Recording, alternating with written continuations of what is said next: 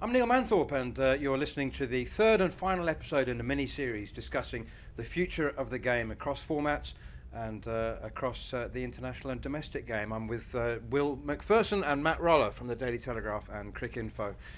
In this final episode, we'll be talking about either the boon or the scourge of the game, T20 franchise cricket, amongst other topics, and how these esteemed and learned gentlemen to my left might rebuild or reimagine the game at whatever level. Let's talk about franchise cricket then, first of all, gents. There are over 30 tournaments. It's very difficult to keep count of them all, and it's certainly impossible to keep in touch with them all. I do enjoy looking at scorecards from time to time.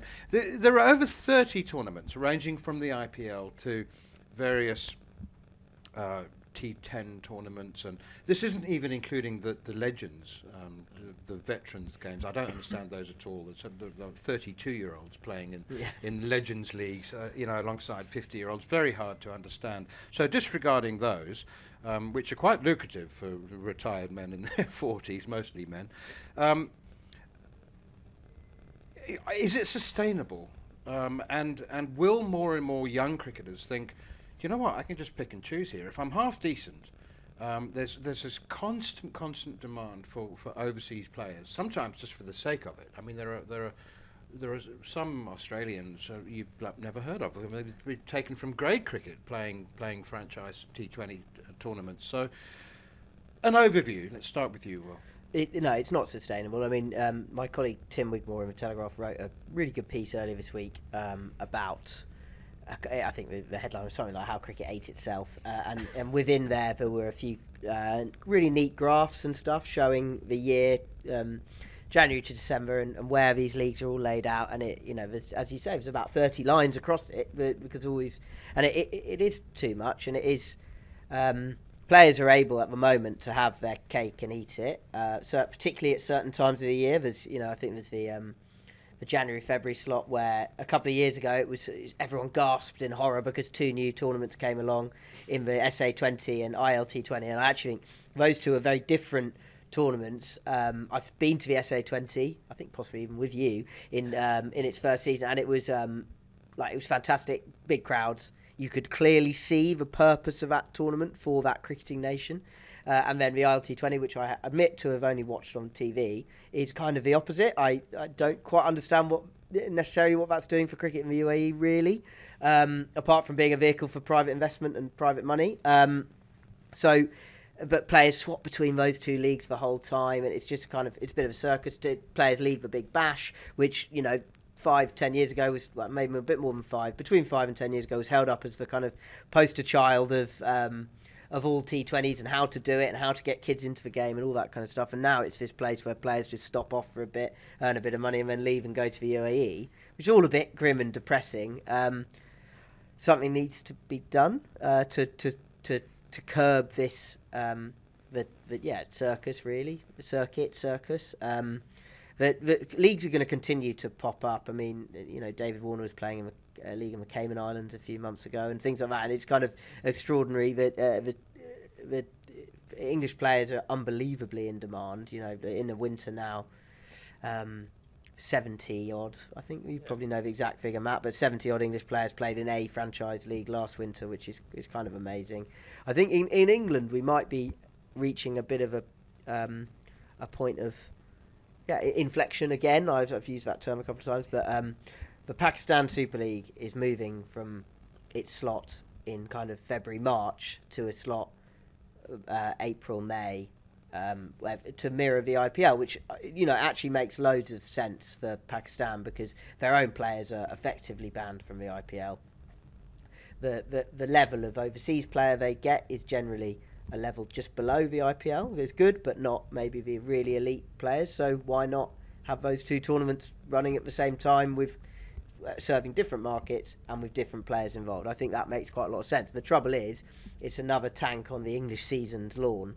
And we, as we've spoken about a lot in this podcast series, English cricket still values its first-class competition in a way that other countries don't. And we've come to accept the very top level of white ball cricketer in England being creamed off and going to play in the IPL, whether we could then accept the next level being taken and going and playing the PSL at the same time. So maybe rather than 10, 12, 15 of the top white ball players being missing from the county championship, that's fine. Could we accept 20, 30, 40 missing to play in the IPL and the PSL?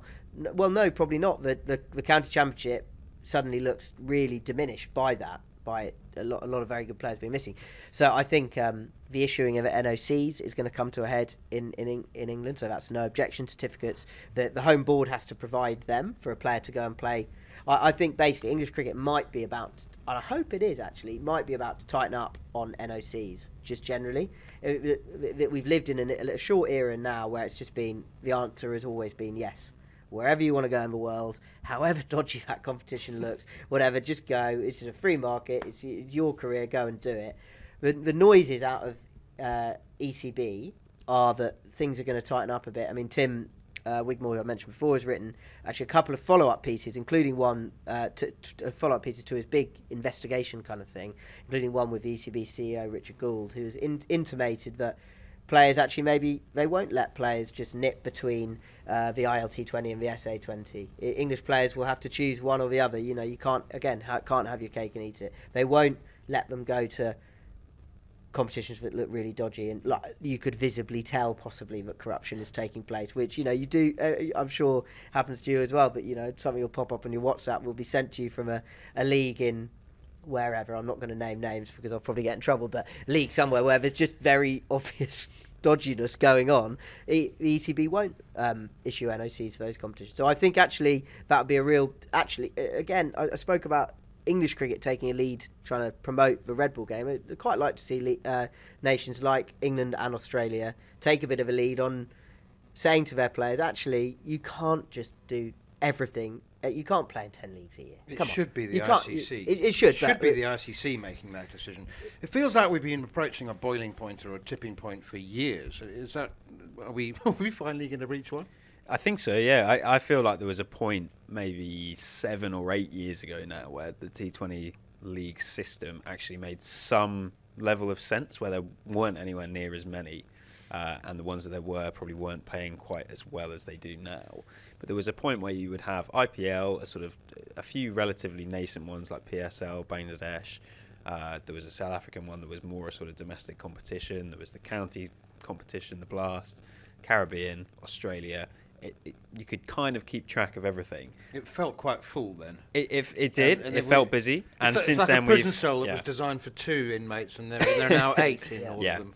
And it now gets to a point where, you know, it's literally our jobs between the three of us to track this stuff, and I don't think any of us could tell you, you know, one of the strangest things about franchise cricket is that it has made it impossible, or very difficult at least, to answer the question, who does this player play for? If I said to you now, who does Nicholas Pooran play for, the correct answer I'd get it right, because I could name anything. Exactly. You'd have, the answer would be West Indies, but it would also be Lucknow Super Giants, Durban Super Giants, Mumbai Indians Emirates, Mumbai Indians New York, Northern Superchargers, Trimbago Knight Rider. You know, you could rattle them off for a long time. You can. Well, and then I'm not sure he could. I'm not sure Nicholas Pooran I don't know if Pooran could. The difference is, compared to football, where you have an obvious model where, you know, who does Jude Bellingham play for? He plays for Real Madrid and he plays for England. That's pretty much the case in every sport. Meanwhile, in cricket, we have this bizarre sort of anarchy where players play for pretty much unlimited teams in some cases, and often, you know, some of those they will have ties to, some of them they will have a link to. I don't doubt that when Nicholas Pooran plays at Queen's Park Oval or the Brian Lara Academy in Trinidad, he feels some kind of connection to the team, because that's where he's from, that's where he grew up, he's playing in front of a home crowd who are waving Trinidad flags. I do doubt that when he plays for, you know, in front of nobody in a stadium in Dubai or Abu Dhabi, for a league that seemingly exists because it has a big, probably overvalued TV deal, I can't imagine that he's feeling the competitive juices flowing in the same way. And it does feel at the moment, I think particularly, that, you know, Tim mentioned this in his piece this week in the Telegraph, and I wrote something about it for Cricinfo earlier in the year, but there was that window that Will mentioned just then of sort of January, February time, where you had players effectively in a position where they would be in a team dressing room checking scores in another league, not because they had any sort of wider interest in the league, but because of the fact that they wanted to know which of the offers that they had on the table to play somewhere else. I had a story from an SA20 dressing room where you had people checking the scores because they had 2 offers from teams in the UAE, and they wanted to know which team was more likely to qualify and which one was paying them better pro rata. And in some cases, they actually wanted not only their team to lose so they could go and earn more money, but they also wanted another team to have a particular set of results, which meant that they finished in a particular spot, which guaranteed them 2 games in the playoffs, rather than the possibility of them being eliminated straight away. So there's the 2 stories about Laius Deploy, aren't there? One where he was on his way from South Africa to the UAE, he took off believing he was signing for one team and landed to find out he was playing for another, and then he played for that team wearing his SA20 do-rag kind of thing on his head. So absolutely incredible. And you can't really blame, in my opinion, you shouldn't really blame the players for this, because a sportsman's career is limited. They are told by their agent, here are your offers, here are your options. You either get on this flight and play this game with limited relevance to you, your life. No one's going to judge you on whether you get a duck or 100, really. It's kind of only upside from there, and we pay you 100 grand for it, or you don't do that and you don't get paid. So it's a no-brainer from a player's point of view. But the problem is that it feels like in cricket there is no one protecting the wider interests, the central interests of the sport. And it feels like the whole thing has been handed over to the free market, and generally to a lot of wealthy businessmen in India for the most part, to the extent that they're controlling the game. They're the puppeteers with the strings, and the players are saying, yeah, of course I'm happy to do this, because fundamentally it's about getting paid for them. On AM, on DAB, via the talkSPORT app and on your smart speaker. talkSPORT.